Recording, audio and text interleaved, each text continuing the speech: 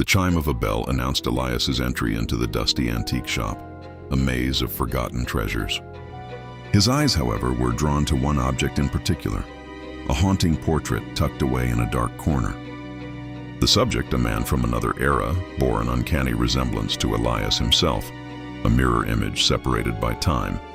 Compelled by an unseen force, he purchased the painting, oblivious to the unsettling connection he had just forged.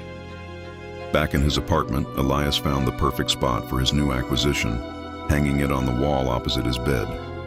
He admired it for a moment, the painted eyes seeming to follow his every move. As he turned away to make tea, a flicker of movement caught his periphery. He glanced back, but the figure remained perfectly still, its gaze locked forward. He dismissed it as a trick of the light, a shadow playing on the aged canvas. Over the next few days, a subtle wrongness began to creep into the painting. The opulent velvet background started to change, the rich fabric seemingly decaying before his eyes. It slowly morphed into a darker, twisted reflection of his own room. The furniture warped and the walls stained with an unseen grime. The sense of being watched intensified, a cold dread coiling in Elias's stomach whenever he was near the portrait. The true horror revealed itself one evening. As Elias stared, mesmerized, the figure's placid expression contorted into a wide, monstrous grin. Its painted hands, once resting demurely, pressed against the surface of the canvas, the fabric stretching as if it were a thin membrane.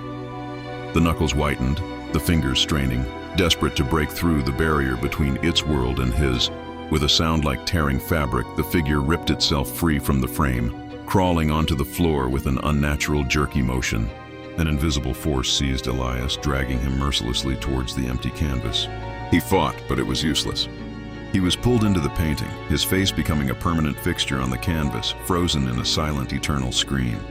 Now wearing Elias's life like a new suit, the doppelganger stood in the center of the room. It adjusted the collar of its shirt, a perfect imitation of the man it had replaced. Turning towards the camera, it smiled a triumphant, evil smile, its eyes gleaming with ancient malice.